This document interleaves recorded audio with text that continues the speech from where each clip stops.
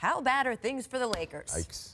Well, they're not good. Basketball Reference has an algorithm that runs more than 7,500 simulations gaming out the way the rest of the season might go. Okay. That determines each team's chances of making the playoffs. Right now, it's listing LA as having just a 6% shot at the postseason. This is not what anyone imagined when LeBron signed on with the Lakers this summer, even what they imagined going into last night's game against the struggling Hawks. And yet there they were in the fourth quarter, going 6 minutes without a bucket. Bad offense, bad body language, inconsistent effort. Bad jerseys. Tracy Palinka just gave Luke Walton a vote of confidence less than a week ago, but we know that's not always a guarantee. With the Lakers entering the All-Star break, one game under 500, 10th place in the West. How hot is this man's seat right now? This is extremely funny to me that we're talking about Luke Walton's seat being hot. It isn't hot at all, and it shouldn't be. His GM gave him a vote of confidence, rightfully so. We have to think, their best player, arguably the best player in the game today, missed 17 straight games. Prior to that, LeBron James and the Lakers were in the 4th seed. I like to think Luke Walton had a lot to do with that. No one expected them to be in the 4th seed starting of this season, and they were there.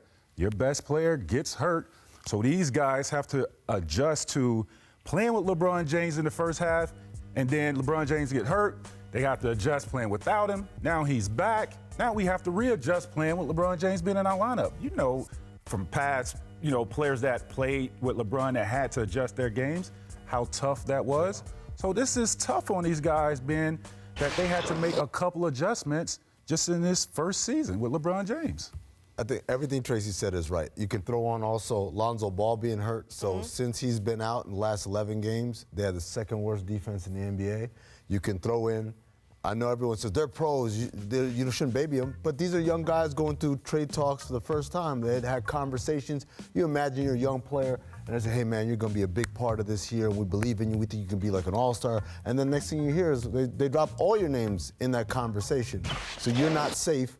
All of these things are understandable, but the reality is the only thing that's keeping his seat lukewarm, if you will, is Jeannie Buss.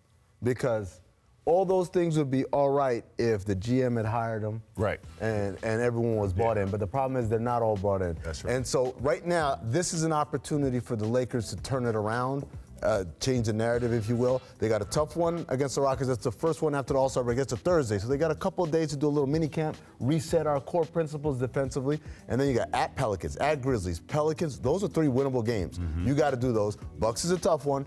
At Suns is a winnable game. And Clippers, you should win 5 out of 7. 5 out of 7 to get your season on track. Time out here, though, guys, because look, I agree with both of you. I don't think this is on Luke. I really don't. No. Luke didn't design the roster. Luke didn't get LeBron hurt. Luke didn't get Lonzo Ball hurt, etc.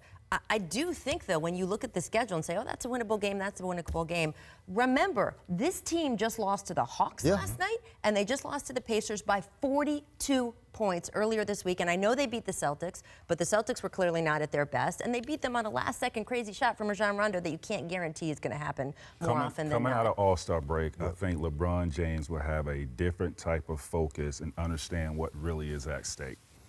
I don't think he came to the Lakers this year to miss out on that. No, absolutely not. And this break came at the right time. A lot of this, they lose Atlanta last night. Part of that is just guys are just ready to get to the break.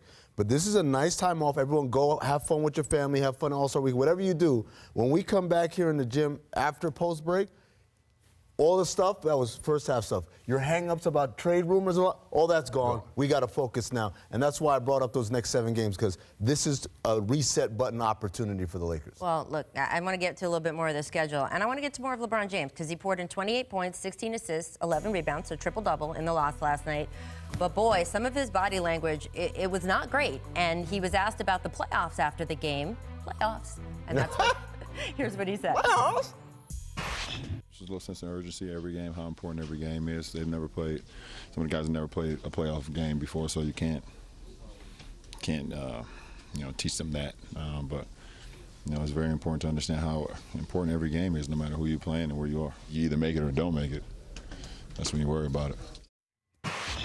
Might be time to worry, because let's look at what lies ahead for the Lakers. They have 25 games remaining. So the All-Star break, you have to remember, it's not a half-May midpoint. No, it's about not. 2/3 of the way through the season.